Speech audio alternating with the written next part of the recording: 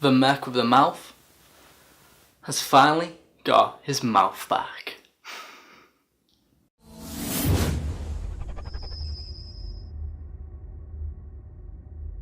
Okay, so Deadpool. Everyone knows what Deadpool is. He's a Marvel character. Ryan Reynolds has been famously trying to get this film made for like 12 years now. Maybe 11, maybe a bit less, but around a decade. He's already portrayed Deadpool once in X-Men Origins. Well, he played a character called Deadpool, but that wasn't Deadpool. Can this film bring Deadpool back to life? Well, let's find out.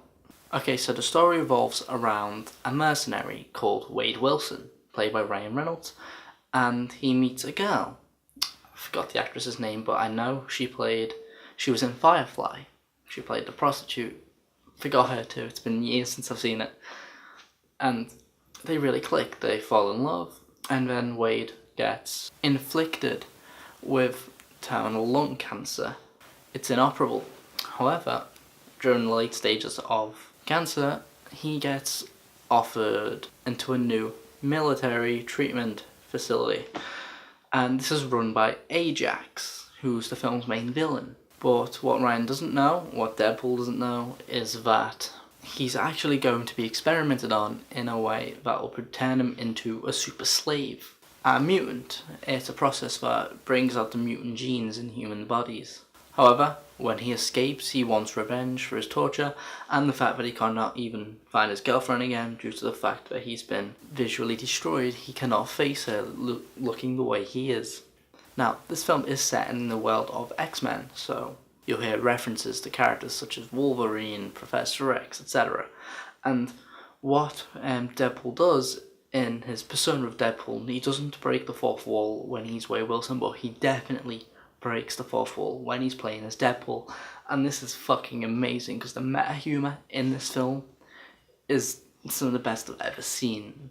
It was really great. Part of it really reminded me of that bit in Spaceballs, where the way they advanced the plot was by watching a copy of Spaceballs, which was genius.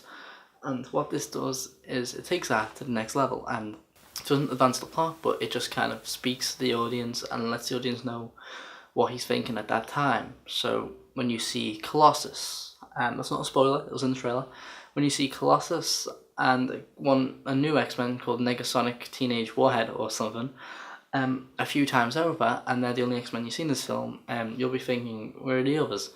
Deadpool says that, and then he breaks the fourth wall by saying, I don't know, studio probably couldn't afford them. It's really great, it's really funny, there's lots of nods like that, and the opening intro scene is probably my favourite intro scene to any film ever, like, just the titles, they're just so fucking funny. They make fun out of Ryan Reynolds as an actor, some of his previous films, some previous incarnations of Deadpool, and even makes fun out of the Stan Lee cameo, and it all works really well with a soundtrack that really suits it and suits the tone of the film, and it sets you up for a bloody revenge tale that works on every level, pretty much. Now, this film isn't just a revenge story, it is a love story at heart, and it's not cliched, it's really, I don't want to say grounded because it's not, but it's believable is what I would say. It's a lot more interesting and a lot more entertaining and a lot more fun than your average love story because the characters are so fucking crazy. You can see why this really insane mercenary would fall in love with this girl, because I would. She's fucking, well, she's beautiful, but she's also smart, funny, and she can hold her own. She's kind of a badass, actually. There are many nods and references to pretty much any Marvel film out there. We have lots of Wolverine jokes as well. Some of the Wolverine jokes are amazing. Now, this can also detract from the film a little bit if you're not up to date on comic books, because you'll hear like a joke and you're like, what's he referencing there? And you won't quite get it. But if you are a comic book or superhero fanatic, you will fucking love every single nod and reference in this film. It's really cool, really fun, and really meta, and meta humor is just one of my favourites because it's so rarely done, and no one does meta humor quite like Hideo Kojima or Deadpool, and Deadpool, it's beautiful, it's brilliant, it's hilarious. It's one of the funniest scripts in a film I think I've seen in years. Now, this is a first-time director, I can't remember his name, but that's always a hit or miss. However, he is very capable of directing a film on this scale. The action in the film really reminded me of Kill Bill mixed with Kick-Ass. Like, it has the kinetic energy of Kick-Ass, but with the graceful choreography and just brutality of the Kill Bill series. It's so well done. You feel the violence, you feel the gunshots, you feel like you're part of the film.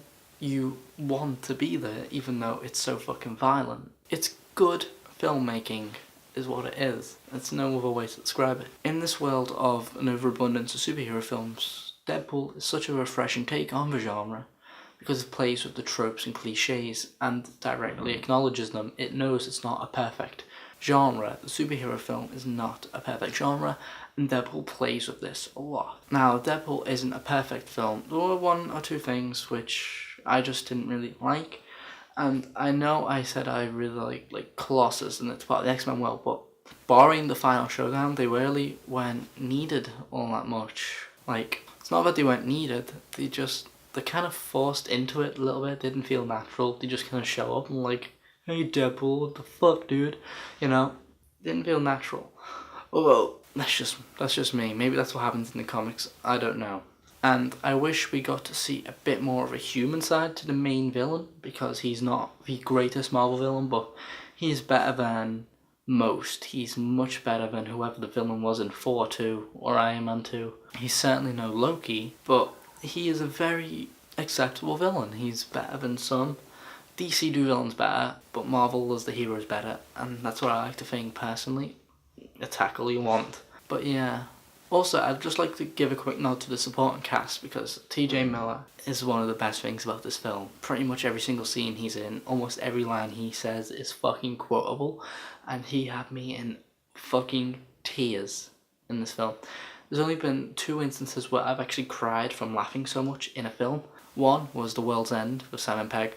Just, that film got me right in the funny bone. And Deadpool is the second film to ever actually have me in tears due to laughing that much, which is a great compliment.